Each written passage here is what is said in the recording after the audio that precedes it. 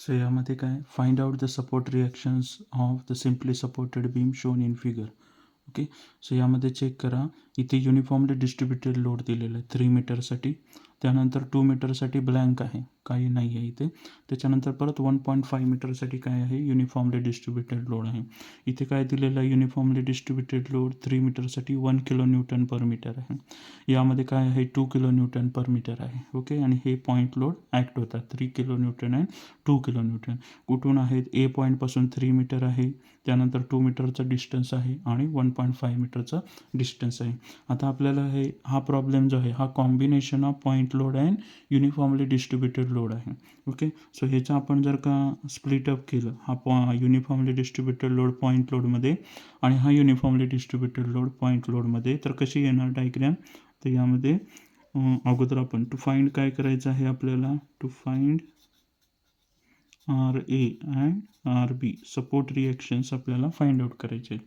So यामध्ये बघा, check करा इथे, this will be your RA, correct. Next this is your RB. त्यानंतर 3 मीटर स्पॅन असेल, त्या ठिकाणी काय आहे तुमचं, या ठिकाणी 3 किलो न्यूटन. इथे काय आहे, 2 किलो न्यूटन. ओके, सो हा 3 मीटरचा डिस्टन्स आहे, हे 2 मीटरचा डिस्टन्स आहे आणि हे जे आहे ते 1.5 मीटरचा डिस्टन्स आहे. आता हा युनिफॉर्मली डिस्ट्रीब्युटेड लोड आपल्याला पॉईंट लोडमध्ये कन्वर्ट करायचा, म्हणजे कुठे ॲक्ट होणार आहे, या 3 मीटरच्या मिड पॉईंटला ॲक्ट होणार आहे. 3 मीटरच्या मिड पॉईंटला ॲक्ट होईल. ओके, सो हे जे डिस्टन्स असेल हे किती असेल, 1.5 metre, right. So 1 into 1 newton kilo newton per metre multiply by 3 metre. हे metre metre will get cancel, म्हणजे किती होणार आहे, this will be equal to 3 kilo Newton.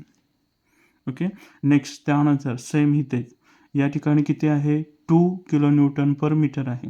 So 1.5 metre आहे, त्याचा मिड पॉईंट काय आला, 0.75. Okay, so this will be 0.75. So यामध्ये कुठे ॲक्ट होतं, तो मिड पॉईंटला, म्हणजे 2 kilo newton per metre multiply by 1.5 meter. So meter metre will get cancel, म्हणजे याचं काय येतं, 3 किलो न्यूटन. ओके, सो यामध्ये बघा, हे पॉईंट लोड आपण कन्वर्ट केलेले, त्याचे डिस्टन्स ए अँड बी पासूनचे आपल्याला माहीत झाले. सो पहिल्यांदा आपण डिस्टन्स चेक करू, 1.5 मीटर 3 मीटरच्या मिड पॉईंटला. ओके, 1.5 मीटर आहे हा UDL, मिड पॉईंट काय असणार आहे, 0.75. ओके, आता आपल्याला काय करायचं आहे, यामध्ये कंडिशन ऑफ इक्विलिब्रियम यूज करायचे. Summation FY is equal to 0, summation FX is equal to 0, summation capital M at point A is equal to 0. ह्या काय आहेत, condition for equilibrium.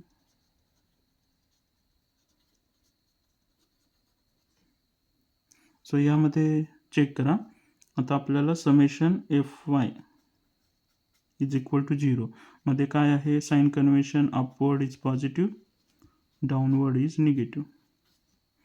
So check करा, अपवर्ड फोर्सेस कोणते आहेत, RA plus RB is equal to, downward forces काय आहेत, इथे आहेत, 1 मल्टिप्लाय बाय 3 केलं आपण, 3 kilo newton plus again 3 kilo newton हा, त्यानंतर plus 2 and then plus 2 into 1.5. So यामध्ये किती होतात, 3. So again 3. सो ह्याची टोटल बेरीज किती झाली, 9 + 2 11 kilo newton. This is equation 1. आता काय करायचं आहे आपल्याला, पुढे movement at point A calculate करायचं आहे. सो इथे चेक करा, summation capital M at point A is equal to 0. याचं काय आहे, clockwise positive, anti clockwise negative. So इथे फर्स्ट ए पॉईंटपासून पहिला फोर्स कोणता आहे, हा 3 किलो न्यूटन आहे. सो याचं 3 मल्टिप्लाय बाय परपेंडिक्युलर डिस्टन्स काय आहे, 1.5. सो दिस विल बी 1.5. या ए पॉईंटपासून हा फोर्स कसा जातो आहे, clockwise, this will positive. Next त्याच्यानंतर दुसरा कोणता आहे, 3 किलो न्यूटन. हां, याचं डिस्टन्स किती आहे, 3 मीटर. Okay, again multiply by 3. कसा जातो आहे, ए पॉईंटपासून हा क्लॉकवाईज आहे. So again positive. Then next त्याच्यानंतर 2 किलो न्यूटन. किती आहे डिस्टन्स ए पॉईंटपासून? 3 + 2 5 म्हणजे 2 किलो न्यूटन मल्टिप्लाय बाय 5. हा ए पॉईंटपासून कसा आहे? क्लॉकवाईज आहे. So this will B positive. Next त्याच्यानंतर इथे किती आहे?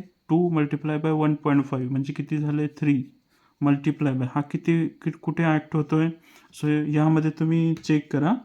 3 मीटर 2 मीटर आणि याचा मिड पॉईंट म्हणजे 0.75. सो किती होणार आहे? 3 + 2 + 0.75 किती येतं distance? 5.75.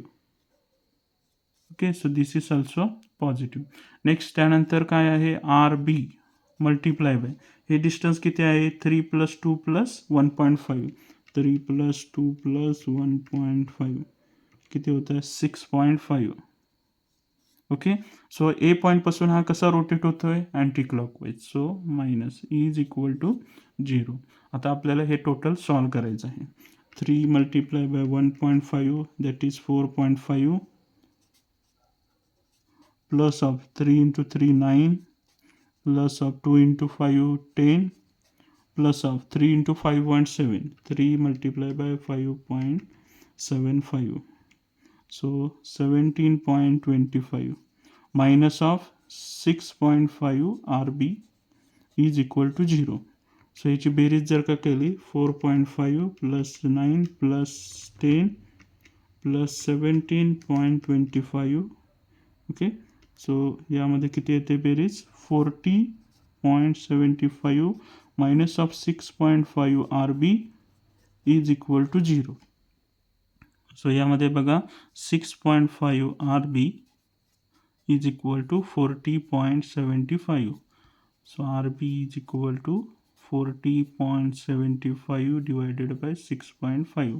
So me divided by 6.5 केलं तर आन्सर येतं आहे RB is equal to 6.26 newton kilo newton. Right. आता ही जी RB व्हॅल्यू आहे हे काय करायचं आपल्याला इक्वेशन 1 मध्ये पुटअप करायचं. So RA plus of 6.26 is equal to 11 kilo Newton. So RA is equal to 11 इकडे हे गेल्यानंतर मायनस होणार -6.26. So RA is equal to -11 आपण केलं तर आन्सर काय येते? 4.73 किलो न्यूटन. सो हे झालं तुमच्या रिॲक्शन्स RA अँड RB ज्यावेळेस आपण point load and uniformly distributed load consider करतो त्यावेळेस. सो बीमवरती बघा यामध्ये सिम्पली सपोर्टेड बीम आहे, युनिफॉर्मली डिस्ट्रीब्युटेड लोड पण आहे आणि पॉईंट लोड पण आहे.